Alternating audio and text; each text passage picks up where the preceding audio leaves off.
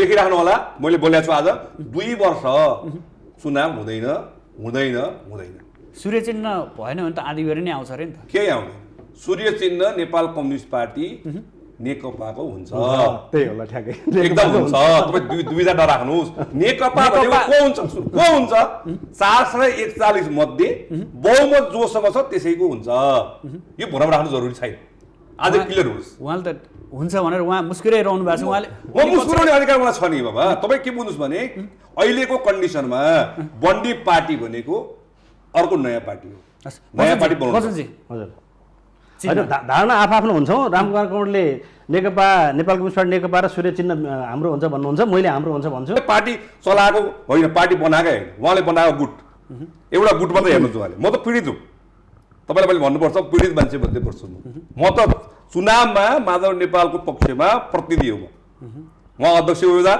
केपी ओली अध्यक्ष उम्मेदवार माधव नेपालको प्रतिनिधि हो मैले जब त्यहाँ प्रतिवाद गरेँ कुनै विषयमा उहाँले मलाई रामकुमार भन्दै हजुर हो कमरेड यो बेला तपाईँ म बराबर किनभने महाधिवेशनमा त प्रतिनिधि हो नि समान हैसियत हो कारण तपाईँले यहाँ अगाडि जान पाउनु नभएर रोकेँ मैले म पनि पार्टीको एउटा कमिटीको भिक्टिम मान्छे हो म युवा सङ्घ केन्द्रीय समितिमा को सदस्य महाधिवेशनको केन्द्रीय सम्मेलन राष्ट्रिय सम्मेलनको केन्द्रीय समितिबाट म बिदा भएर आउनु पर्या मेरो पनि कारणहरू छन् त्यहाँ अहिले पछिल्लो स्थितिमा प्रदेश सभाको चुनावमा आज 10 बजे नोमिनेसन हुने हिजो राति 12 बजेसम्म मेरो नाम उम्मेदवारीमा थियो लेखिराख्नु होला मैले बोलेको छु आज 2 वर्ष चुनाव हुँदैन हुँदैन हुँदैन सूर्य चिन्ह भएन भने त आधीभरि नै आउँछ अरे नि त केही आउँदैन सूर्य चिन्ह नेपाल कम्युनिस्ट पार्टी नेकपाको हुन्छ त्यही होला ठ्याक्कै एकदम हुन्छ तपाईँ दुईजना नराख्नुहोस् नेकपा भनेको को हुन्छ 441 मध्ये बहुमत जोसँग छ त्यसैको हुन्छ यो भरमा राख्नु जरुरी छैन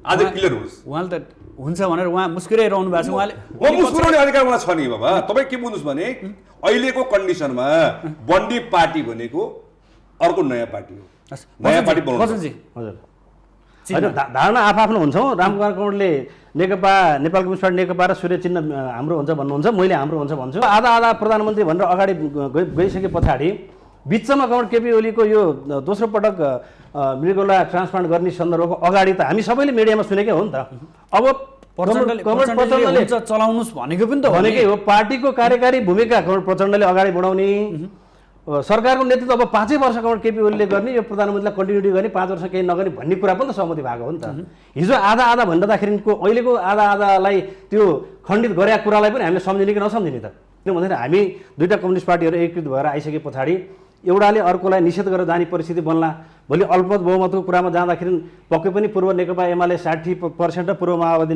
केन्द्र 40% आउँदाखेरि 60%ले 40%लाई त स्वतः चाहिँ अल्पमतमा पार्न सक्ने परिस्थिति पनि रहन्छ त्यो हुँदाखेरि दुईटा अध्यक्षको सहमतिमा मात्रै हाम्रो हरेक गतिविधिहरू अगाडि बढ्छन् भन्ने कुरा लेख्दै पनि अब त्यो कुरालाई नजरअन्दाज गर्दै र एकलौटी रूपमा चाहिँ नि अगाडि बढ्न खोजिसके पछाडि र यो निर्णय नै सबै पार्टी निर्णय हो भनेर चाहिँ एउटा अध्यक्ष र अरू नेताकर्मीहरू बसेर बहुमतको कुराहरू गर्न थालिसके पछाडिको यो परिणाम हो सबै टेस्टेड हो सबैको टेस्ट गरेर हेरिसकेको छ कसलाई के काण्ड लागेको छ को कहाँ मुछिएको छ यो मैले भनिदिनु पर्दैन त्यो देखिएको कुरा त्यस कारणले कुरा के हो भने हामी जो थियौँ 2/3 को करिबमा यो भित्र केही मान्छेलाई फेरि सरकारमा जान हुँदा के बिग्रिन्थ्यो कुनै पहाड खस्थ्यो र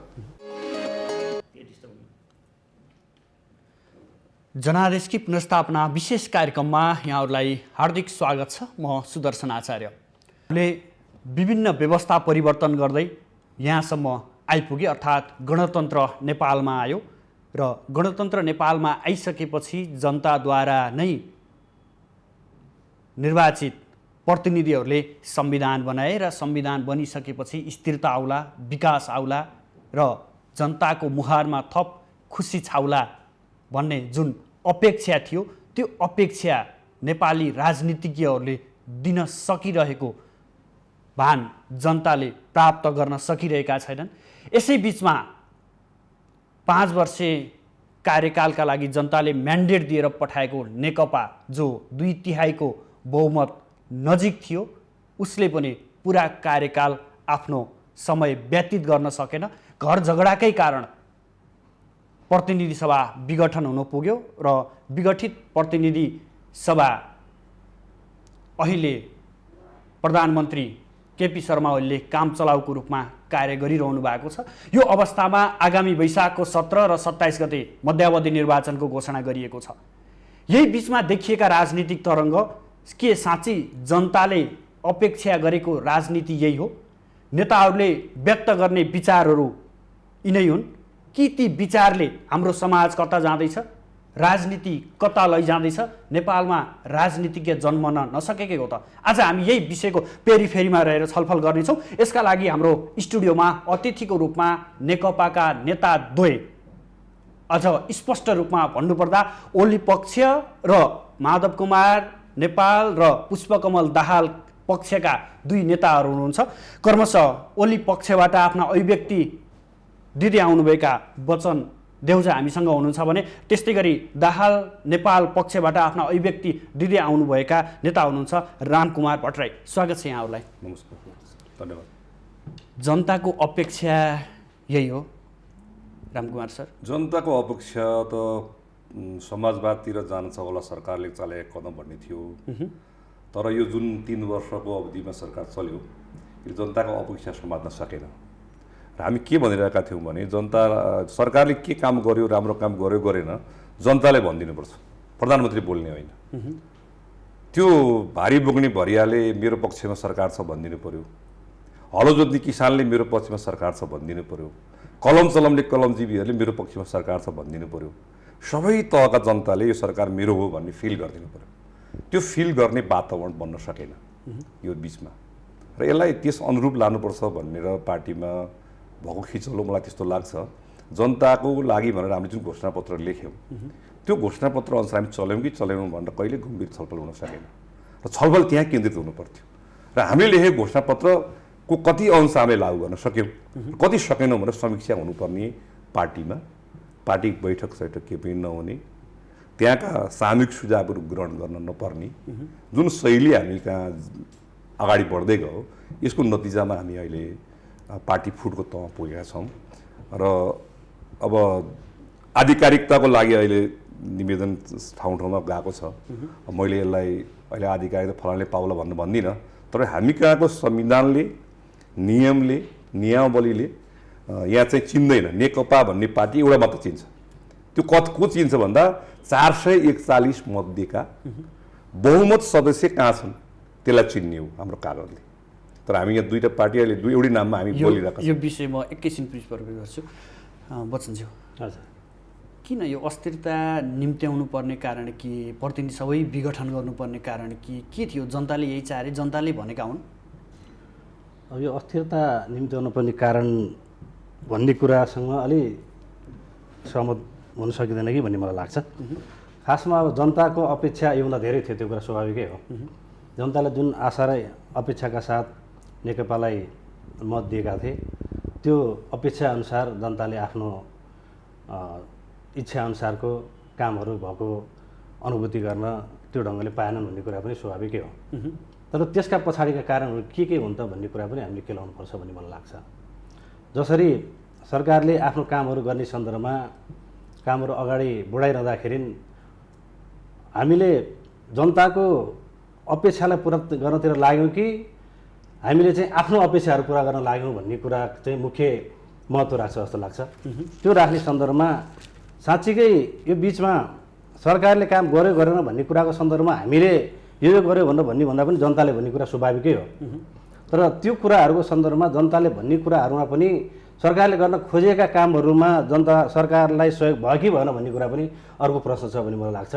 तसर्थ जति काम सरकारले गरेको छ जनताको पक्षमा गरेको छ, तर गर्नुपर्ने धेरै कामहरूमा चाहिँ यो पार्टीभित्रको आपसी यो छिनाझप्ती र असहयोगको कारणले गर्दा त्यो ढङ्गको काम चाहिँ हुन सकेको छैन भन्ने कुरा चाहिँ स्वाभाविक हो। जस्तो जनताले यो चाहेका त होइनन्, पक्कै पनि।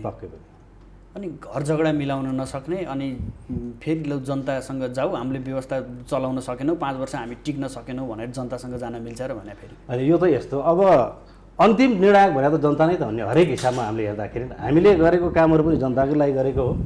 र आफूभित्रबाट समाधान हुन नसकेपछि, राजनीतिक दलले समाधान गर्न नसके पछाडि पार्टीभित्रको एउटा नेतृत्वले यो कुरालाई समाधान गर्न नसकेपछि यसको अन्तिम निराकरण गर्ने उपाय के हो त भनेर भन्दाखेरि चाहिँ जनता नै हो। त्यसले गर्दा त्योभन्दा पृथक भएर हेर्दाखेरि पनि अब योभन्दा फरक गर्दाखेरि चाहिँ कसरी फरक सिचुएसन सिर्जना हुन्छ अथवा योभन्दा राम्रो कसरी हुन्छ भन्ने आश्वस्त पार्ने परिस्थिति पनि त हामीसँग भएन नि त। हामीले जो अनुहार हाम्रो अहिले राष्ट्रिय राजनीतिमा देखिरहेका छौँ उहाँहरू त एक हिसाबले सबै टेस्टेड नै हुनुहुन्छ नि त। सबै चाहिँ आफ्नो योग्यता क्षमता प्रदर्शन गर्ने ठाउँमा पुग्नु नै भएको छ। त्यो पुग्दाखेरि उहाँले गरेका कामहरू देखेकै पनि छ। तसर्थ अब त्यहीतिर फर्किनु भन्दाखेरि चाहिँ फेरि एकचोटि अब 3 वर्ष लगभग पुरा भएर अगाडि बढेको स्थितिमा अब नियमित रूपमा हुँदाखेरि पनि 2 वर्ष बाँकी हो। त्योभन्दा अगाडि नै अब जनताको बिचमा गएर जनताले जे चाहिँ म्यान्डेट दिन्छन् त्यही अनुसार अगाडि बढौँ भन्ने कुरालाई त्यति अस्वाभाविक रूपमा लिनुपर्छ भन्ने चाहिँ लाग्दैन। रामकुमार सर, कहाँनिर हल्लो अड्काउने काम गर्नुभयो, यो अवस्था सिर्जना गरिदिनु भयो? अब यो छ आरोप मात्र हो, यसमा केही वास्तविकता छैन। म एउटा प्रश्न उहाँको प्रश्नमा मलाई लागेको खुल्दुली जनताको प्रश्न पनि यही छ। नेकपा पार्टीले प्रधानमन्त्रीलाई कुन चाहिँ कार्यक्रम नगर्न भन्यो? एउटा फलानो काम नगर भनेर निर्देशन गर्यो पार्टीले भन्ने त हुनु पर्यो नि। त्यो निर्देशन गरेको काम राष्ट्रको विरुद्धमा हुनु पर्यो, जनताको विरुद्धमा हुनु पर्यो। त्यस कारणले म चाहिँ नयाँ जनतालाई जान्छु भन्न पाइयो। तर त्यस्तो त काहीँ जनता सडकमा पनि आएकै थिएन। प्रतिपक्षी दल त झन् सडकमै थियो र उहाँले प्रधानमन्त्रीले गएको निर्णय सबै गरिरहनु भएको थियो। एकजनालाई 8 पटकसम्म नियुक्ति गरेकै हो, एकजनालाई 13 पटकसम्म नियुक्ति गरेकै हो। कुन चाहिँ ठाउँमा प्रधानमन्त्रीलाई रोकटोक भयो त? उहाँले ल्याएको कुन चाहिँ बिललाई चाहिँ त्यहाँ च्यालेन्ज गर्यो त संसदमा? त्यो देख्नुहुन्छ कहीँ पनि छैन। यो त लहरमा आएको हो। यो जनताको टाउकोमा ऋणको भारी थप्ने गरी 42 अर्ब रुपियाँ फेरि खर्च गर्ने गरी 2 वर्ष अगाडि नै चुनावमा जानु भनेको एउटा आरोप छ नि, संवैधानिक उसमा गठन गर्ने कुरामा चाहिँ सहयोग भएन, 2-2.5 वर्षसम्म यत्तिकै खाली राख्नु पर्यो भन्ने एउटा पोइन्ट त त्यहाँबाट निस्किरहेको छ नि। एउटा पोइन्ट होइन, त्यो पोइन्ट बनाइएको छ। म त के भन्छु भने पार्टी एकीकरण भएको 3 वर्ष भयो। 3 वर्षसम्म पार्टीको गतिविधि कुनै पनि पार्टीलाई जोड्ने काम गरिएन, कहिले पनि यो चाहिँ निर्माण गर्ने काम हुँदै भएन। त्यसले पार्टीको तहमा छलफल गर्ने क्रम पनि रोकियो। र अहिले पनि तपाईँलाई बताऊ, यो पार्टीको निर्णयलाई मानेर जाने जुन हाम्रो कम्युनिस्ट पार्टीको पद्धति छ, बहुमत चाहिँ अल्पमतको अधीनस्थ बस्ने, सबै सदस्य चाहिँ केन्द्रीय कमिटीको अधीनस्थ हुने जुन हाम्रो लेनिनवादी सिद्धान्त हो, त्यो सिद्धान्तलाई मानेर गइदिएको भए र हाम्रो संविधानले अङ्गीकार गरेको कुरालाई मात्रै अङ्गीकार गरिदिएको भए यो समस्या आउँदैन थियो। र दोस्रो कुरा, हाम्रो संविधानले प्रधानमन्त्रीलाई संसद विघटन गर्ने अधिकार दिएको छैन। यहीँनिर तपाईँ त्यतिखेर म सभासद पनि हो, म संविधानमा सहयोग गर्ने मान्छे मध्येको सदस्य। के संविधान बनाउनु भएछ त यस्तो? कहाँनिर धारा के हो भन्ने कुरै अलमल पर्ने संविधान कहीँ छैन, एकदम स्पष्ट छ। अलमल हुने कहीँ छैन। जुन धारा टेकेर उहाँले संविधानलाई जुन धारा उल्लेख गरेर संसद विघटन गर्नुभएको छ त्यसलाई पढ्नुहोस् एकताली। जो सुकैले पढ्दा हुन्छ त्यो धाराले संविधान त्यो धाराले संसद विघटन गर्न पाउँदैन। र स्पेसल कुरा के हो भने धेरै लामो बहसपछि एकजना प्रधानमन्त्रीले चाहेको बखत चाहिँ संसद विघटन गर्न पाउनु पसै पर्दैन भन्ने बारे बहस गर्दै जाँदा त्यो गर्नु हुँदैन। 2 वर्ष प्रधानमन्त्री कम्तीमा टिक्नुपर्छ। त्यस कारणले 2 वर्षभित्र अविश्वास प्रस्ताव ल्याउने व्यवस्था छैन संविधानमा, र 5 वर्ष संसद जीवित रहनुपर्छ भनेर चाहिँ संविधानमा लेखिएको छ। र त्यहाँ एउटा मात्रै गुन्जाइस के छ भने एउटा सरकारको एउटा पार्टीको बहुमत नभएको बेला उसले चाहिँ बहुमतको कल गर्ने 3 पटकसम्म संसदमा कल गर्दाखेरि पनि प्रधानमन्त्री चुनिएन भने त्यो प्रधानमन्त्रीले संसद विघटन गरेर मध्यावधि कल गर्न पाउँछ। त्योभन्दा बाहेक म त धारा 76 को 1 को सरकार हो, मलाई गुन्जाइसै छैन। मलाई गुन्जाइस छ पार्टीभित्रको समस्या छ, समाधान गर्न सक्नु भएन भने ल मैले छोड्दै भन्न सक्नुहुन्छ। उहाँले छोड्दा पार्टीभित्रको अब अर्को मान्छे सरकारमा आउँछ, के फरक पर्दैन। उहाँले भन्नुभयो टेस्टेड कुरा गर्नुभयो। उहाँले अब आउने चुनावमा चाहिँ कुन चाहिँ नयाँ चिज ल्याउँछ कि अरू बरको मान्छे आउँछ तलबाट नयाँ? सबै टेस्टेड हो, सबैको टेस्ट गरेर हेरिसकेको छ। कसलाई के काण्ड लागेको छ, को कहाँ मुछिएको छ, यो मैले भनिदिनु पर्दैन, त्यो देखिएको कुरा। त्यस कारणले कुरा के हो भने हामी जो थियौँ 2/3 को करिबमा यो भित्र केही मान्छेलाई फेरि सरकारमा जान हुँदा के बिग्रिन्थ्यो? कुनै पहाड खस्थ्यो र? पहाड खस्ने त थिएन। संसद विघटन गरेर के अब 2/3 बहुमत फेरि आउँछ, आयो भने उहाँले फेरि विघटन गर्नुहुन्न भने ग्यारेन्टी के? नजिरै भन्छ। यो एक दोस्रो कुरा, संविधानले लेखेको भन्दा बाहेक संविधानलाई संशोधन गर्ने अधिकार को छ यहाँ दुनियाँमा? कसले गर्न पाउँछ? संविधानमा कहाँ लेखेको छ? अब हुने भनेको निर्णयले के बताउँछ भने यो निर्णयमा यो पुनर्स्थापना भएन संसद भने, यो चाहिँ अगाडि बढ्यो भने अब आउने सरकारमा अहिले भएकै प्रधानमन्त्री केपी ओलीलाई बहुमत आएछ भने उहाँले फेरि 2 महिनापछि भङ्ग गर्नु भने ग्यारेन्टी को के ग्यारेन्टी 2/3 भङ्ग गर्न त के लागेन भने बहुमतलाई भङ्ग गर्न के हुन्छ जतिखेर भङ्ग गर्छ 2/3 पनि भङ्ग गर्न सक्नुहुन्छ त्यसकारण यो नजिर जुन बन्छ त्यो राष्ट्रको लागि अझ घातक हुन्छ एक तेस्रो कुरा म के भन्न चाहन्छु भने यो त जनताप्रतिको यति ठुलो अपराध हो नि नेपाली जनताले 70 वर्ष लामो इतिहास लडाइँ लडेर ल्याएको संविधान सभा त्यसले दिएको संविधानमा व्यवस्था गरेको व्यवस्था यसलाई मान्दिनँ भन्नु भनेको संविधान च्याप्नु सर यो संविधानमाथिको उल्लङ्घन हो संविधानमाथिको बलात्कार यो सरकारले संविधानलाई बलात्कार गरेको छ यसकारण यो दण्डनीय छ यो माफी योग्य होइन यो दण्डनीय छ म बच्चनजीसँग हजुर हजुर कहाँनिर टेक्नु भयो उहाँले त स्पष्टै भन्नुहुन्छ संविधानको धारा हेर्ने हो भने त प्रधानमन्त्रीले 7 को कुरा गरिरहनु भएको छ हजुर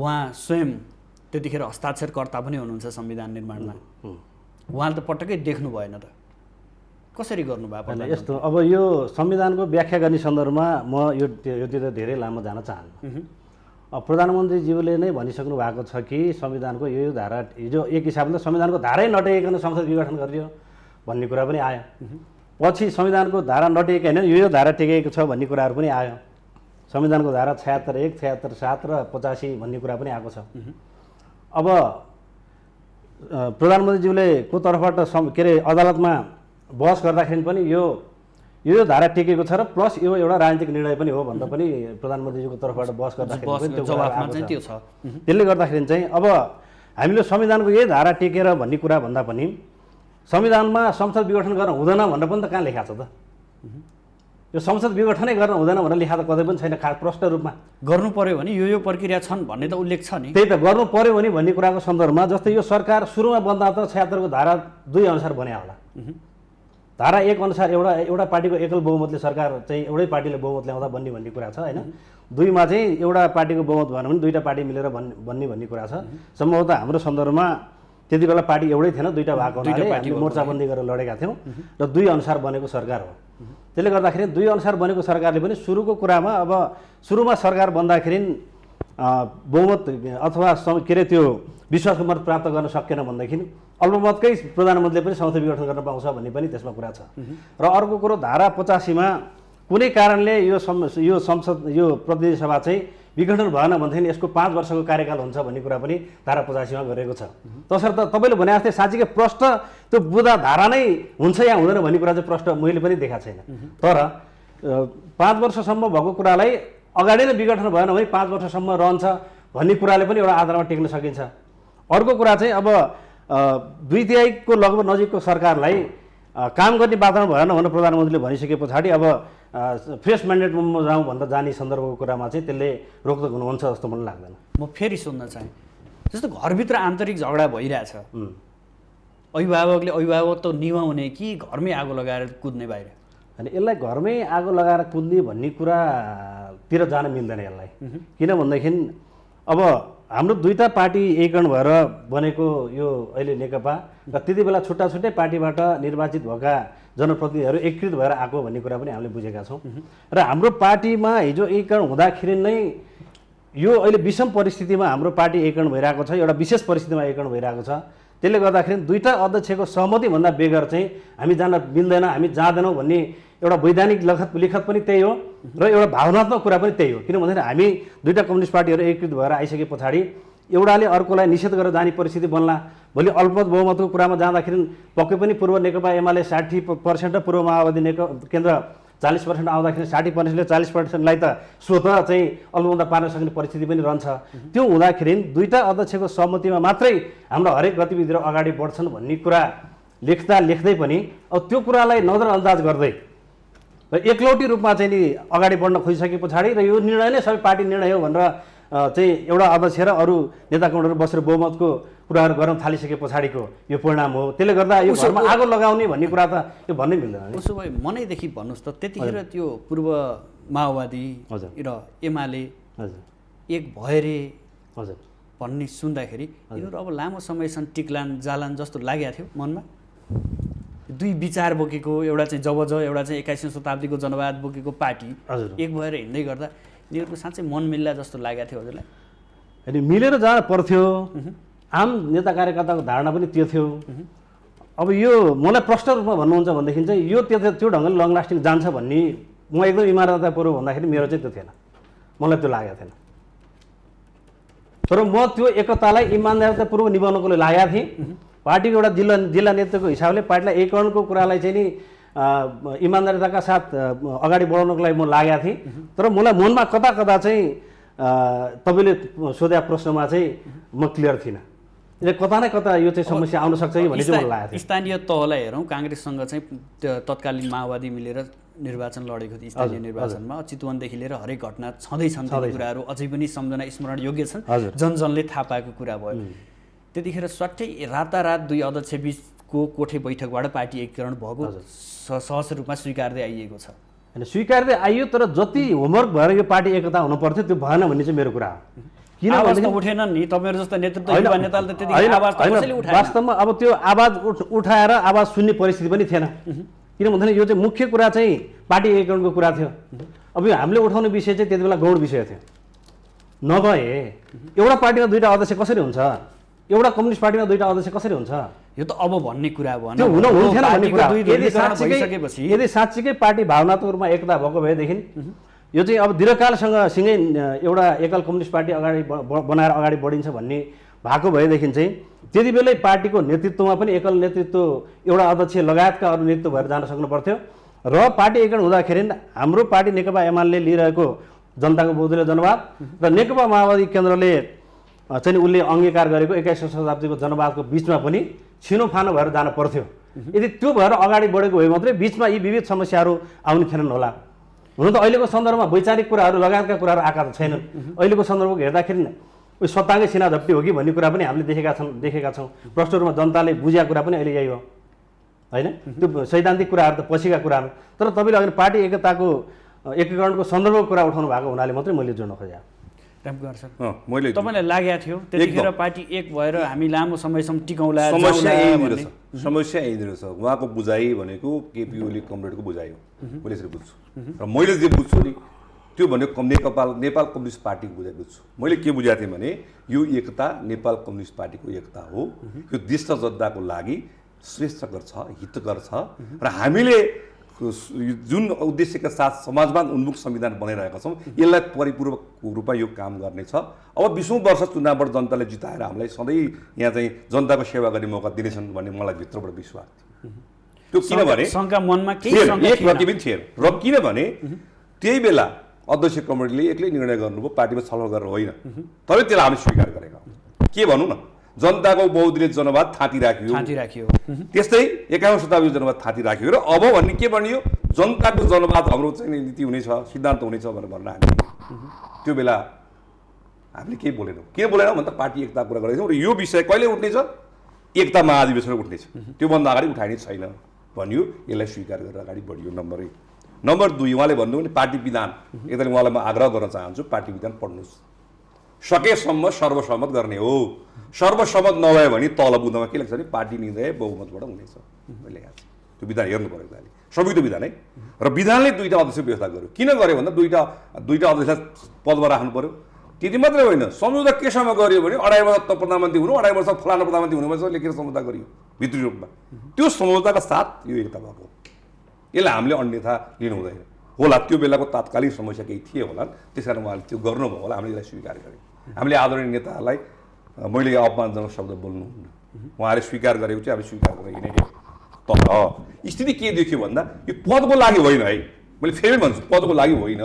मैले प्रचण्ड कमललाई पदलोभी भन्छन् साथीले, मैले पनि त्यस्तो लाग्थ्यो पहिला मलाई। तर म किन प्रधानमन्त्रीले पदकै लागि हो, मेरो कुर्सी तान्न उहाँले 15 पटक भने पनि एउटा त्यो गोएबस सिद्धान्त हो, गोएबसले बनाएको सिद्धान्त अनुसार चाहिँ त्यो उहाँले भन्नु होला होइन। तर नत्र भने 2.5 वर्षपछि सत्ता छोड्ने, कुर्सी छोड्ने भनेर मलाई एग्रिमेन्ट गरे हो कि होइन, त्यो उहाँले भन्नु पऱ्यो नि। हो भने त्यो 2.5 वर्ष मलाई चाहिँदैन भन्ने त प्रचण्डले हुन् नि। हिजो इतिहासमा के दोष होला उहाँको। तर यो बेलामा उनले त्याग देखाएका छन्, यसलाई स्वीकार गर्नुपर्छ। नम्बर 1। नम्बर 3 भने मैले त्यो स्वीकार गर्नै पर्छ। उसले सब छोडिदिन्छु भने हो नि। अब के को लागि छोड्छु भन्दा पार्टी एकताको लागि छोड्छु भने। अब पार्टीभित्र समस्या छ भने त्यो समस्या हल गर्न म सक्दिनँ, तर म चाहिँ सर्वमान्य भइरहन्छु। यो मान्यताबाट हामी गयौँ भने हामी कहाँ पुग्छौँ, यहीँ पुग्ने नतिजा यहीँ हो भने। अहिले आज के स्थिति पुगेको छ भने यो जम्मै दोष आफू सर्वसर्वा हो, तर मलाई हिँड्न दिएनन्। मैले जम्मै कुरो निर्णय गरेको छु, त्यहाँ कसैको सामूहिक निर्णय कहीँ लागू भएको छैन। तपाईँलाई बताउँ, उहाँले बनाएको 6 सदस्यीय आयोग थियो, एउटा उच्च स्तरीय आयोग, त्यसले लिएको सम्झौता कहाँ लागू गर्नु त उहाँले? त्यो सम्झौता आयो, सम्झौतालाई उहाँले रद्दी टोकरी फालिदिनु भयो। त्यो के को निमित्त? समस्या समाधान गर्नको निम्ति आयोग बनाउने, त्यसमा कुनै सुनवाई नगर्ने, एकल निर्णय गर्ने, त्यो निर्णय लाद्ने, त्यो निर्णय लागू गरेर अगाडि बढ्ने, यो सिस्टमबाट हामी अगाडि बढ्दाको नतिजा भइरहेको छ। तपाईँले यसो बताइरहँदा प्रधानमन्त्री अथवा अध्यक्ष ओलीले हजुर प्रचण्डलाई चाहिँ पार्टीको आन्तरिक कामहरू गर्नुहोस्, पार्टीका तल्ला तहका कमिटीहरू बलिया बनाउनुहोस्, त्यहाँ के कुराहरू छ त्यसलाई चाहिँ पूर्णता दिनुहोस् भनेर जिम्मेवारी दिएको र प्रचण्डले नसक्या त हो नि। एकल निर्णय गरेर जान सकिन्छ? कमिटीको बैठकमा कहाँ निर्णय गरियो र कुन ठाउँमा खोजियो, समीक्षा कहिले कहिले भयो कमिटीमा, स्थायी कमिटीमा, चाहे सचिवालयमा, पल्टाउनुहोस् न माइनर गरेर देखाउनु पऱ्यो नि जनतालाई हामीले यति बडो निर्णय गऱ्यौँ, उहाँलाई अधिकार दिने कुरा गरियो। तपाईँ अब चाहिँ कार्यकारी अध्यक्ष हुनुभयो भनेर सम्झौताको अनुसार गरियो त्यति, त्यसभन्दा पछि कार्यकारी कुनै पनि काम गर्न छैन। काम केही भयो? के पनि भयो। हामीसँग संगठन विभाग बन्यो, के काम गर्यो थाहा छैन। यो विभाग बन्यो, के काम गर्यो थाहा छैन। किन भएन भन्दा केन्द्रीय कमिटीको बैठक हुँदैन, स्थायी कमिटीको बैठक हुँदैन। कम्युनिस्ट पार्टी त बैठक बसेर निर्णय गर्ने हो नि। निर्णय गरेर त्यो गल्ती भएको त स्वीकार गर्नु पर्यो, भोलि त्यो गल्ती नदोहोरिस् भनेर सजग हुनु पर्यो। कम्युनिस्ट पार्टी बैठक चलेर निर्णय गरेर अगाडि बढ्नेको चलन छ नि त। त्यो चलनलाई छोडेर एकल निर्णय गर्ने, म यहाँ सर्वमान्य, अहिले उहाँले भन्नुभयो नि दुईटा अध्यक्षको निर्णय हुनेछ, कहीँ लेखा छैन। दुईटा अध्यक्षलाई सम्मान गरे बापत त्यो हामी टाउका बोकेर हिँड्नेवाला यो कम्युनिस्ट पार्टी हो। कम्युनिस्ट पार्टीमा बहुमतको निर्णय परको निर्णय हो, लेखा छ विधान, संविधान हाम्रो नेपाल कम्युनिस्ट पार्टीको विधानमा स्पष्ट लेखेको छ, दुवै अध्यक्षको रायमा गरिनेछ। तर के लेख्यो? पार्टी निर्णय सर्वसम्मत हुनेछ, नभए बहुमतको निर्णय पार्टी निर्णय हुनेछ लेखेँ। त्यसैले दुविधा राख्नु जरुरी देख्दिनँ मैले। र यो मूल कुरा भनेको के हो भने पदको लडाइँ हुँदै यो लडाइँ भनेको जनताका अधिकार जनताका हातमा पुर्याउने कि नपुर्याउने, हामीले लेखेको घोषणापत्र अनुसार काम गर्ने कि नगर्ने भन्ने लडाइँ। मैले बुझ्दा त्यो बुझ्छु मैले। घोषणापत्र अनुसार काम एउटा काम पनि भएन। प्रधानमन्त्रीको चाहिँ दृढ स्वभावका कारण चाहिँ यो अवस्था सिर्जना। दृढ भन्दा नि एकल कार्य स्वभावको कारण, म यसलाई दृढ भन्दिनँ, उहाँ एकल कार्य स्वभावको कारण। उहाँले पार्टी चलाएको होइन, पार्टी बनाएकै होइन, उहाँले बनाएको गुट, एउटा गुट मात्रै हेर्नुहुन्छ उहाँले। म त पीडित हुँ, तपाईँलाई मैले भन्नुपर्छ पीडित मान्छे भन्दै पर्छु। म त चुनावमा माधव नेपालको पक्षमा प्रतिनिधि हो। म अध्यक्ष उम्मेदवार, केपी ओली अध्यक्ष उम्मेदवार, माधव नेपालको प्रतिनिधि हो। मैले जब त्यहाँ प्रतिवाद गरेँ कुनै विषयमा, उहाँले मलाई रामकुमार भन्दै हजुर हो कमरेड, यो बेला तपाईँमा बराबर, किनभने महाधिवेशनमा त प्रतिनिधि हो नि, समान हैसियत हो। तपाईँले यहाँ अगाडि जान पाउनु भनेर रोकेँ मैले। त्यसैको आक्रोश त यो होइन होइन, आक्रोश भने मैले आक्रोश व्यक्त गरिरहेको होइन। मैले त्यसपछि उहाँलाई भेटेँ, म त खुला मान्छे हो, म उहाँको घरमा गएर भेटेर भनेको छु। त्यसपछि सुन्नु र बताउँदैछु, म त सांसद थिएँ। तपाईँलाई हामी केही सांसदहरू छन्, अभागी सांसदहरू, 4 वर्ष कार्यकाल पुरा गर्दा हामी कहिले विदेशको सीमा बाहिर गएनौँ। 2 वर्ष किन गएन भन्दा संविधान नबनाएछ जान्नु भन्दा हामी दृढ भएर बस्यौँ। नेपालमा संविधान बनाउन आएका छौँ हामी, विदेश घुम्न होइन। पहिलो काम संविधान बनाउनुपर्छ भन्यौँ। 70 देखि 72सम्म संविधान बनायौँ। संविधान घोषणापछिको 2 वर्ष सारा मान्छे 7 पटक 8 पटक विदेश सैर गर्नुभयो, तर रामकुमारले मौका पाएन। किन पाएन? रामकुमार माधव नेपालको प्रतिनिधि बनेको थियो। यस्ता कुरा मनमा राखेर, यस्ता कुरा कुण्ठा पालेर पार्टी बन्छ? पार्टी बन्दैन कहिले। प्रतिपक्षी भयो त्यो बेलामा मैले उहाँलाई भने भएको मुखमा भनेको छु मैले, तपाईँको विरुद्धमा म त्यो बेला उभिएँ। त्यसभन्दा पछि तपाईँ पार्टीको अध्यक्ष हुनुभयो, तपाईँको विरुद्ध मैले काहीँ बोलेँ त्यसमा कतै सुन्नु भएको थियो? सुनेको छैन। म त्यस्तो कार्यकर्ता हो। त्यस कारण तपाईँहरू इमान्दार भएर हिँड्नुभयो, तर माथिबाट हेर्ने नजर चाहिँ फरक पर्यो। त्यो माथिबाट हेर्ने नजर पार्टी भएन कि नजर गुट भयो, गुट र व्यक्तिवादी बढी भयो। त्यसकारण यो समस्या यहाँ आएर जन्मेको छ। पार्टी भइदिएको भए यो समस्या आउँदैन थियो। म अहिले पनि भन्छु यो पार्टीलाई जोगाउनुपर्छ भनेर केन्द्रीय कमिटी बैठकमा निर्णय आएको भए पार्टी फुट्दैन थियो। वचनजी हजुर साँच्चै हो, प्रधानमन्त्री हटकै कारण यस्तो अवस्था सिर्जना भयो? प्रधानमन्त्रीले गुट चलाइरहनु भएको छ कि पार्टी चलाइरहनु भएको छ कि सरकार चलाइरहनु भएको छ? होइन, यो कुराको सन्दर्भमा त जस्तै अब अहिले 17 साल पछाडि 9 महाधिवेशन मार्फत कमरेड केपी शर्मा ओली पार्टीको प्रमुख हुनुभयो, अध्यक्ष हुनुभयो। त्योभन्दा अगाडिको सन्दर्भमा यो 64 को चुनाव पछाडि माधव कणले छोडे पछाडि झलनाथ कमरेड हुनुभयो। त्योभन्दा अगाडिको लगभग 12-15 वर्ष त पार्टीको नेतृत्व कमरेड माधव कुमारले नै नेपालले नै सम्हाल्नु भएको, आदरणीय नेताले नै सम्हाल्नु भएको हो। त्यो बेलामा को पार्टी सञ्चालनको त्यो समय र अहिले पछिल्लो स्थितिमा आएर अहिले पार्टी एकीकरण भइसके पछाडिको पार्टी सञ्चालनको त्यो कुरालाई एकै ठाउँमा जोडेर हेर्न मिल्छ भन्ने मलाई लाग्दैन। त्यति बेला पनि त यी सबै कुराहरू आएका थिए नि त। त्यति बेला पनि केपी गौड प्रतिपक्षमै हुनुहुन्थ्यो। त्यति बेला चाहिँ तत्कालीन पार्टीका महासचिवले चाहिँ यो गर्नुभयो, उहाँले अहिले रामकुमार कौडले भने जस्तै कुरा त त्यति बेला पनि माधव कौडलाई त त्यो आरोप त नआएका होइनन्, त्यो आरोप त आएकै थिए। केपी शर्मा ओलीलाई अहिलेका प्रधानमन्त्री छायामा परेको भन्ने कुराहरू त त्यतिखेर पनि उठेकै हो। उहाँलाई चाहिँ पार्टीको कार्यक्रममा जिल्लामा जानलाई पनि निषेध गरेको कुरा पनि हामीले देखेकै हौँ, हामीले सुनेकै हौँ। रामकुमार कौडले भन्नुभयो त्यति बेलाको भिक्टिम म हो भन्ने कुरा गर्नुभयो। म पनि पार्टीको एउटा कमिटीको भिक्टिम मान्छे हो। म युवा सङ्घ केन्द्रीय समितिमा को सदस्य, महादेव सङ्घ केन्द्रीय सम्मेलन, राष्ट्रिय सम्मेलनको केन्द्रीय समितिबाट म बिदा भएर आउनु पर्या मेरो पनि कारणहरू छन् त्यहाँ। अहिले पछिल्लो स्थितिमा प्रदेश सभाको चुनावमा आज 10 बजे नोमिनेसन हुने, हिजो राति 12 बजेसम्म मेरो नाम उम्मेदवारीमा थियो। त्यति बेला कसरी काट्यो भन्ने कुराको चाहिँ अहिले मैले उदाहरण यहाँ दिइनँ। त्यो बेला मेरो आफ्नो तर्फबाट मैले त्यो कुरा गर्न खोजेको, मान्छेले आफ्नो ठाउँ पर्दाखेरि र नेतृत्वले आफू हुँदाखेरि चाहिँ केसम्म गर्छ भन्ने कुरा चाहिँ नि मैले एउटा इक्जाम्पलको रूपमा मात्रै तपाईँलाई सम्झाउनु मात्रै आफ्नो मान्छे च्याप्छ, त्यो स्वाभाविक हो। त्यसले गर्दा हिजो पनि त्यो कुरा भएको थियो। आज यो यसरी हुनुहुन्थेन, तर सत्तामा भइसके पछाडि र चाहे पार्टीको सत्तामा होस् चाहे चाहिँ सरकारको सत्तामा होस् अलिकति डोमिनेसन चाहिँ हुन्छ। हेर्नुहोस्, त्यो हामी सबै मानवीय स्वभावै हो, त्यो हुँदो रहेछ भन्ने कुरा हामीले देख्यौँ। एकदम निष्पक्ष ढङ्गले अगाडि बढ्दै भए त यो परिस्थिति नै आउँथेन नि त। त्यो नबढ्दैन यो परिस्थिति आएको एउटा कुरा। अर्को कुरा, अब सरकारले काम गरेन भन्ने कुरा, केही काम पनि गरेन भन्ने कुरा, पार्टीको बैठकमा सरकारका कामको कुरा र देश र जनताको कामको बारेमा छलफल चाहिँ कतिचोटि भएको छ क्या पार्टीको।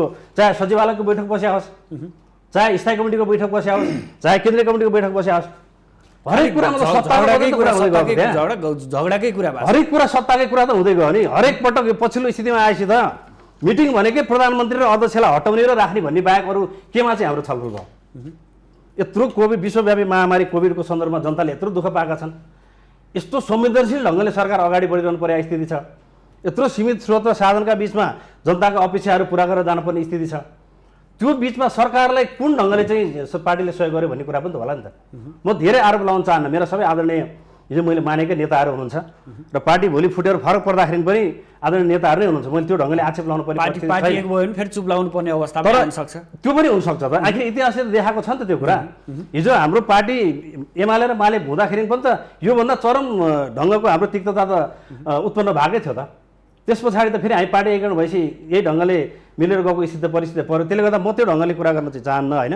तर सरकारले केही पनि गरेन, सरकारको चाहिँ कुनै पनि काम चाहिँ ठिक भएन भन्ने कुरा भनिरहँदाखेरि चाहिँ सरकारको कामलाई ठिक बनाउनको लागि, सरकारलाई राम्रो बनाउनको लागि यो हाम्रो सरकार हो भनेर त्यो सरकारको अपनत्व लिने काम पार्टी नेतृत्वले गर्यो कि गरेन भन्ने कुरा ठुलो कुरा हो क्या। मलाई जहाँसम्म लाग्छ, म एकदम के अरे रामकुमार कौड जस्तो म ठुलो नेता होइन, म सामान्य जिल्ला तहको नेता। अहिले 30-31 वर्षको राजनीतिमा बल्ल म जिल्ला कमिटीको अध्यक्ष छु, बुझ्नुभयो नि के। र म अहिले पार्टीको केन्द्रीय कमिटीमा अहिले मनोनित भएको छु। त्यसले गर्दा रामकुमार कौड मभन्दा मैले एकदम आदर पनि गर्छु, मभन्दा सिनियर पनि हुनुहुन्छ, अनुभवी हुनुहुन्छ, सांसद भइसकेका मान्छे हुनुहुन्छ। त्यसले गर्दाखेरि मैले त्यस्तो धेरै कुरा चाहिँ गर्दिनँ। तर प्रश्न कुरा के हो भन्दा अहिले यो कारण आउनको लागि, प्रधानमन्त्रीले स्टेप चाल्नको लागि पार्टीभित्रबाट उहाँलाई कुन परिस्थिति सिर्जना गर्यो भन्ने कुरा हामीले बुझ्यौँ भनेदेखि चाहिँ यो सबै कुराको चाहिँ छाया हामीले जुन देखिरहेका छौँ त्यो चाहिँ क्लियर हुन्छ जस्तो लाग्छ।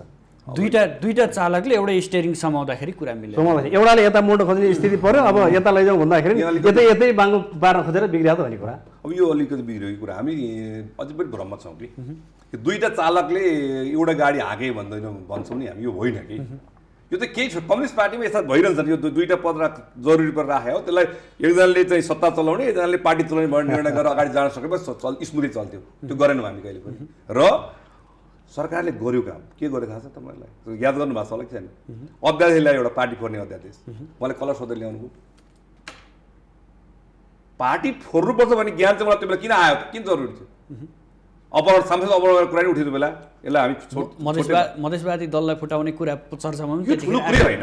तपाईँ आफै मेजोरिटीमा हुनुहुन्छ, यो सरकार चलाइरहेको पार्टीलाई किन अर्को पार्टी फोर्न जानु पर्यो, किन अध्यादेश ल्याउनु पर्यो?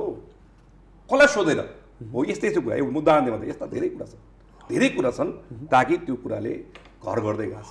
यो के हो भने एक किसिमको डिक्टेट हुन्छ नि, डिक्टेट गर्न खोजे जस्तो लाग्छ मलाई होइन। र एउटा नेतृत्वमा चाहिँ सुप्रिमो बन्ने जुन ख्वाब छ नि, त्यो ख्वाबले पार्टीलाई यहाँ पुर्याएको छ।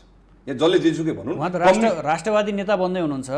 ठिक छ, त्यो त हामी त्यसलाई सम्मानै गर्छौँ, राष्ट्रवादी नेता हुनु राम्रै कुरा हो, त्यसलाई मैले अपमान गर्दिनँ। तर उहाँले गर्नुभएको राष्ट्रवादी नेताको चाहिँ भूमिकामा उहाँलाई डुबाउने काम जुन भइरहेछ, यो उहाँले खोज्ने कुरा मैले खोज्ने कुरा त होइन। तपाईँ त पत्रकारितामा हुनुहुन्छ पनि तपाईँले याद गर्नुभयो होला, भर्खरै जी न्युजले लिएको समाचार पनि हेर्नुभयो होला, उहाँको दिएको इन्टरभ्यू पनि तपाईँ सुन्नुभयो होला। त्यसपछि उसले कालापत्थरमा गएर बोलेको कुरा सुन्नुभयो होला। त्योभन्दा अगाडि चाइनिज राजदूत हाम्रा प्रधानमन्त्रीलाई जोडेर ल्याएको हनी ट्रिपको त्यो पनि हेर्नुभयो होला। त्यसपछि हामीले नेपाली सञ्चार जगतले त्यसलाई त्यो टेलिकास्ट नगरेको यस न्युजमा त्यो पनि हेर्नुभयो होला। यो सबै कुराले को राष्ट्रवादी को कहाँ के भनेर यो चाहिँ मैले यहाँ भनिदिनुपर्छ जस्तो मलाई लाग्दैन, त्यो चाहिँ प्रस्टेट जाने कुरा हो। मैले यति मात्रै भन्छु के भने अहिले पनि म के कुरामा दृढ छु भने नेपाल कम्युनिस्ट पार्टी नेपाली जनताको लागि अगाडि बढेको पार्टी हो, नेपालको कम्युनिस्ट सिद्धान्तलाई बोकेर अगाडि बढेको पार्टी हो। यो पार्टीभित्रका आदरणीय नेताहरूले सबैले आफ्नो ठाउँमा त्याग गर्नुभएको छ, तर त्यो त्याग गरिरहेका नेताहरूमा केही अहमताले गर्दा यो पार्टी फुट्यो। अहमता नआएको भए एकल नेतृत्वमा जानुपर्छ भन्ने खालको सुझाव नबढिदिएको भए र उहाँलाई त्यो बनाउनुको निमित्त पछाडि लाग्ने जुन सबैको नेताहरू बिचमा क्याबिनेट छ, किचन क्याबिनेट भन्छ हामीले, किचन क्याबिनेटभित्र रहेका केही साथीहरूले जुन गलत सल्लाह दिए हरेक चिजमा, यो सल्लाह कसले दियो? त्यो चाहिँ तुरन्त संसद विघटन संसदबाट किन्न पाइन्छ फोर्न पाइन्छ भन्ने जुन सल्लाह दिएर अध्यादेशबाट लेखिदिने, आज अध्यादेश पास गर्ने, भोलि फेरि फिर्ता गर्नुपर्ने, राष्ट्रपतिको मर्यादा कहाँ र? यहाँनिर तपाईँले उहाँको मर्यादालाई पनि ख्याल गर्नुपर्छ पर्दैन? यहाँनिर नितान्तै आन्तरिक कुरा देख्नुहुन्छ कि केही बाह्य शक्तिहरूको पनि यसमा जोडबल छ? अब यसलाई मैले दुईवटा कुरो गर्छु होइन, यहाँ अब जम्मै कुरा बाह्य शक्तिसँग जोड्ने सम्बन्ध छ हामी यहाँ, र बाह्य शक्तिलाई दोष लगाउने आफू चोखो हुने। चुनावमा जाँदा पनि म चाहिँ एकदम राष्ट्रवादी भने छाती पिटिहाल्ने काम कुरो कसले भन्ने गर्ने थाहा छैन। अहिले यहाँ तपाईँ पार्टीले गरेर निर्णय लागू गर्नुहुन्न, पार्टीको निर्णयमा मान्दिनँ भन्नुहुन्छ, अनि म राष्ट्रवादी नेता हुन पाइन्छ हुन्छु भन्दा हुन्छ हुन सकिन्छ। एउटा पार्टीभित्र किचोलाइलाई पनि समाधान गर्न नसक्ने, राष्ट्रभरिको समस्या समाधान गर्न राष्ट्रिय नेता हुन सकिन्छ सकिँदैन? यतिकै पनि हेर्न सक्नुहुन्छ तपाईँ कि त यो पार्टीभित्रको एकमतका साथ 2/3 बहुमतको नजिक पुगेको कम्युनिस्ट पार्टीलाई एक ढिक्को बनाएर अनि अगाडि बढेको भए राष्ट्रवादी नेताको लागि एउटा मार्ग प्रशस्त हुन्थ्यो, त्यो एउटा सम्भावना थियो। त्यसलाई मैले गर्दिनँ, नकाट्दिनँ। तर अब मैले भन्नु पर्दैन, यो जनताले भन्ने कुरा हो। अब एउटा पार्टीभित्र खिचेर मिलाउन नसकेको त्यो गार्जियन जसले आफूभित्रका चाहिँ समस्या समाधान गर्न सक्दैन अनि म जम्मै सिँगै देशको समस्या समाधान गर्छु भनेर हिँड्यो भने कसले पत्याइदिन्छ? एउटा समस्या त छ नि, त्यस कारण त्यो देखिरहेको छु मैले। र अरू कुरा के हो भने अहिले जुन खेल भइरहेछ यो खेलप्रति चाहिँ मेरो दृष्टिकोण एकदम क्लियर छ। लेखिराख्नु होला, मैले बोलेको छु आज 2 वर्ष चुनाव हुँदैन। सूर्य चिन्ह भएन भने त आधीभरि नै आउँछ अरे नि त? केही आउँदैन। सूर्य चिन्ह नेपाल कम्युनिस्ट पार्टी नेकपाको हुन्छ, त्यही होला ठ्याक्कै एकदम हुन्छ। तपाईँ दुविधा नराख्नुहोस्, नेकपा भनेको को हुन्छ? 441 मध्ये बहुमत जोसँग छ त्यसैको हुन्छ।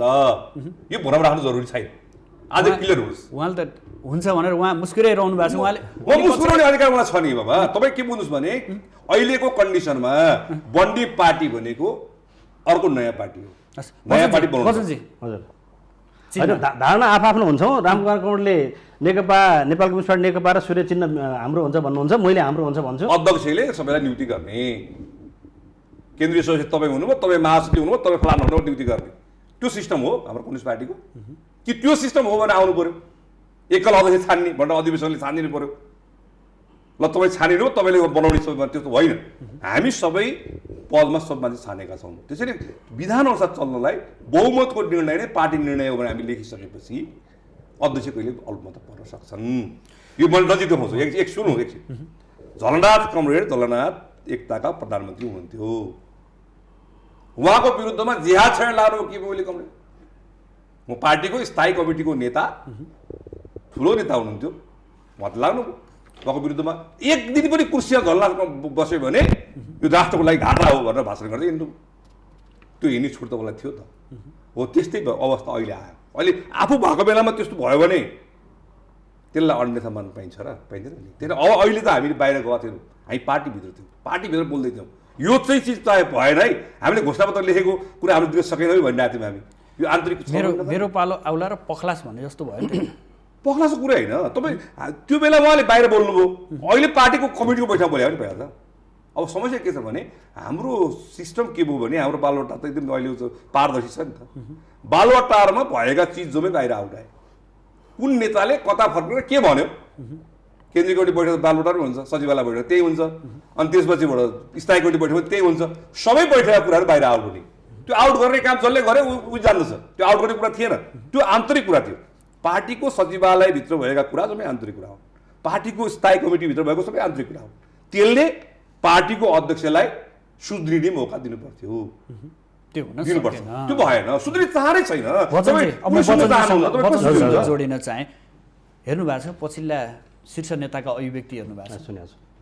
यो समाज कता जाँदैछ, हामी के बोल्दैछौँ, शब्दकोशमा भेटिन्छ नि शब्दहरू गाह्रो छ भेट्नलाई, त्यो शब्दकोशमा भेट्नलाई गाह्रो छ। त्यही कुरा नै मैले अघि नै भने नि तपाईँलाई, यो हुन त हामी कम्युनिस्ट पार्टीमा लागेका मान्छेले हरेक युद्ध अन्तिम हुन्छ भन्छौँ, यो सैद्धान्तिक रूपमा भन्दा हाम्रा हरेक युद्ध अन्तिम हुन्छन्, तर त्यस पछाडि पनि लड्न पर्ने युद्धहरू धेरै बाँकी रहन्छन्। अहिले हाम्रो नेताहरूको अभिव्यक्ति हेर्दाखेरि चाहिँ साँच्चीकै यो अब अन्तिमै युद्ध हो कि योभन्दा पछाडि भन्नै नपाइने, बोल्नै नपाइने, हिँड्नै नपाइने परिस्थिति सिर्जना हो कि भने जस्तो हिसाबले जुन ढङ्गको एकदम अराजक चाहिँ कुराहरू बाहिर आएका छन्, अभिव्यक्तिहरू बाहिर आएका छन्, त्यो खेदजनक छ भन्ने मलाई लाग्छ। मैले अलिकति अगाडि केमा जान चाहेँ भन्दाखेरि साँच्चीकै कम्युनिस्ट पार्टीमा बहुमत र अल्पमतको आफ्नै चाहिँ मान्यता छ, बहुमतको अधीनस्थ हुन्छ, अल्पमत हुन्छ भन्ने कुरा त्यो पनि नमान्ने भन्ने कुरा होइन। तर अहिलेको परिस्थिति, अहिलेको वैधानिक हाम्रो विधानको परिस्थिति र हिजो पार्टी एकीकरण हुनुभन्दा अगाडिको परिस्थितिमा अहिलेको विधानले यो दुईवटा अध्यक्ष बनाइसके पछाडि एउटा अध्यक्षले अर्को अध्यक्षलाई अल्पमतमा पारेर काम अगाडि बढ्छन् भन्ने चाहिँ कल्पना गरिएको छैन, होइन। त्यो वैधानिक रूपले अघि नै भन्नुभयो बहुमत अल्पमतको कुरा पनि छ तल, तर त्यो हिसाबको पार्टी एकता पनि चाहिँ अब हामी मजबुत बनाउँछौँ, अब हामी चाहिँ समाजवादी बाटोमा अगाडि बढेका छौँ, अब साम्यवादमा पुग्छौँ भन्ने इच्छा पनि हामीले राख्ने र पार्टी एकता भएको एउटा 2 वर्षभित्र पार्टीको महाधिवेशन पनि नसकिकन एउटा नेतृत्वलाई अध्यस्त गरेर अर्को अध्यक्ष चाहिँ हालिमुहाली गर्छु भन्ने एउटा मनसाय पनि राखेर पार्टी एकताको अभिभावकलाई पुरा गरेर जान सकिँदैन भन्ने कुरा मेरो हो पहिलो कुरा। दोस्रो कुरा आधा प्रधानमन्त्रीको कुरा, यसले पनि अलिकति समस्या उत्पन्न भएको त हो नि। जब आधा प्रधानमन्त्री भनेर अगाडि गइसके पछाडि बिचमा गवर्नर केपी ओलीको यो दोस्रो पटक मृगौला ट्रान्सप्लान्ट गर्ने सन्दर्भको अगाडि त हामी सबैले मिडियामा सुनेकै हो नि त। अब प्रचण्डले चलाउनुस् भनेको पनि त भनेकै हो, पार्टीको कार्यकारी भूमिका कमल प्रचण्डले अगाडि बढाउने, सरकारको नेतृत्व अब 5 वर्ष कमल केपी ओलीले गर्ने, यो प्रधानमन्त्रीलाई कन्टिन्युटी गर्ने, 5 वर्ष केही नगर्ने भन्ने कुरा पनि त सहमति भएको हो नि त। हिजो आधा भन्दाखेरिको अहिलेको आधालाई त्यो खण्डित गरेका कुरालाई पनि हामीले सम्झिने कि नसम्झिने त, सम्झिने नि त। जब फेरि प्रधानमन्त्रीज्यू चाहिँ स्वास्थ्य लाभ गरेर आइसके पछाडि फेरि आधा कुरा आएको भन्ने कुरा त यो हिजोको सन्दर्भमा गल्ती भएछ, यसरी जान हुन्थेन, यो आधा कायम छ भनेर आएको कुरा पनि हामीले देखेका छौँ। यो कुराले पनि बुझ्न सक्छौँ हाम्रो यो लडाइँ सत्ताको लागि हो कि यो सिद्धान्तको लागि हो भन्ने कुरा। अर्को कुरा, सरकारले काम गरेको नगरेको कुराहरूको सन्दर्भमा नागरिकता विधेयककै हामीले कुरा गरौँ। मभन्दा रामकरण जानकार धेरै हुनुहुन्छ। सरकारले चाहेको जस्तो कुरा सरकारकै पार्टीकै चाहिँ सांसदको सभापतिमा बसेको समितिले त्यसलाई निस्तेज गरेको कुरा त हामीले देख्यौँ नि त, त्यसमा कन्ट्राडिक्सन भएको कुरा त हामीले देख्यौँ। त्यसै गरी सञ्चारकै विधेयकको कुराहरू पनि हामीले देखिरहेका छौँ। त्यसै गरी संवैधानिक परिषदको अघि नै कुरा उठ्यो। आज सरकार बनेको यत्रो समय भइसके पछाडि हामीले संवैधानिक निकायमा यो हाम्रो पदहरू पूर्ति गर्न नसक्नुको कारण के हो? अख्तियारले काम गर्न भन्छौँ हामी, अर्को चाहिँ महिला आयोगले काम गर्न भन्छौँ, दलित आयोगले, अनेक आयोगले काम गर्न भन्छौँ। त्यो काम गर्ने मान्छे हामीले त्यसमा चाहिँ फुलफिल गर्न सक्यौँ कि सकेनौँ? र यो असहयोग गर्ने सन्दर्भमा अरू कुरा जानै परेन नि। अहिले सभामुखको भूमिकाको कुरा हेर्नु न तपाईँले, सभामुखले यो संवैधानिक आयोगको पदहरू पूर्ति गर्ने सन्दर्भमा उहाँ अनुपस्थित भएको कारणलाई हामीले बुझ्ने के हो? उहाँ 2-2 चोटि अनुपस्थित भएको कुरालाई हामीले बुझ्ने के हो? र उहाँका अभिव्यक्ति कमल प्रचण्डले जे भन्नुहुन्छ मेरो अन्तिम निर्णय त्यही हुन्छ भनेर जुन अभिव्यक्ति उहाँले बाहिर दिनुभएको छ त्यो कुरालाई हामीले बुझ्ने के हो? र यो कुरालाई बुझ्दाखेरि पार्टीले सरकारका कामहरूलाई सहयोग गरे गरेन भन्ने कुराको अर्थ लगाउन त्यति गाह्रो हुन्छ भन्ने मलाई लाग्दैन। अर्को कुरा, तेस्रो कुरा, राष्ट्रियताको सन्दर्भमा कुरा गर्दाखेरि त राष्ट्रियताको सन्दर्भमा कमल केपी ओलीलाई सम्मान्य प्रधानमन्त्रीजीलाई शङ्का गर्नुपर्ने कुरा चाहिँ के हो त? हिजो यो के अरे कालापानी, लिम्पियाधुरा र लिपुलेक समावेश गरेर नक्सा आउँदाखेरि पनि त्यसको जस कमल प्रचण्ड र कमल माधव नेपालले नै लिन चाहनुभयो। हामीले गर्दाखेरि यो कुरा आयो, प्रधानमन्त्री यो कुरामा सहमतै हुनुभएको थिएन भन्ने कुराहरू आयो।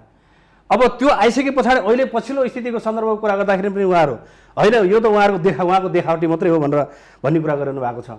अब जहाँसम्म अहिले जी न्युजको कुराहरू आयो नि, अब तपाईँसँग मेरो चाहिँ अहिले सवाल जवाफमा तपाईँलाई मेरो चित्त बुझेन भने आगामी दिनमा म तपाईँसँग इन्टरभ्यू दिनै नआउने हो र होइन नि। अब जी न्युजमा प्रधानमन्त्रीले दिनुभएको इन्टरभ्यू र जी न्युजको संवाददाताले सगरमाथाको बारेमा गरेको टिप्पणीको सम्बन्ध के छ त?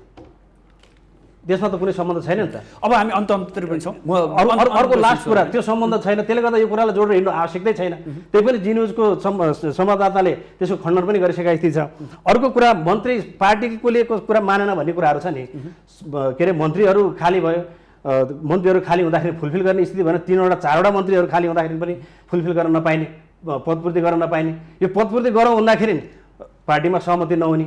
अनि अब अहिले ठिकै छ 2-4 महिनालाई पूर्ति गरेर जाउँ, दसैँ तिहार पछाडि चाहिँ फेरि अब सबैको सल्लाह गरेर मिलाउँ भनेर जाँदाखेरि पनि त्यो पनि आपत्ति हुने भने पछाडि सरकार हरेकतिरबाट बाँधेर हरेकतिरबाट चाहिँ नि अप्ठ्यारोमा पारेर अनि सरकारले काम गरेन भनेर जान त त्यो चाहिँ आगामी वैशाखमा मध्यावधि निर्वाचन हुन्छ हो। अब चाहिँ नि साँच्चीकै हामी यसमा पनि अर्को कुरा जोडेँ मैले, थोरै कुरा। अब संसद प्रतिनिधि सभा विघटन गरेर चुनावमा जाने कुरा चाहिँ नि त्यो अग्रगामी हुने कि प्रतिगामी हुने भन्ने कुरा पनि त अब यहाँ बुझ्नुपर्ने आवश्यक छ जस्तो लाग्यो मलाई। प्रतिनिधि सभा विघटन गरेर चुनावै नगरेर अब यो सत्ता सधैँ अनन्तकालसम्म मोयो भनेर त प्रधानमन्त्रीले भन्नुभएको छैन।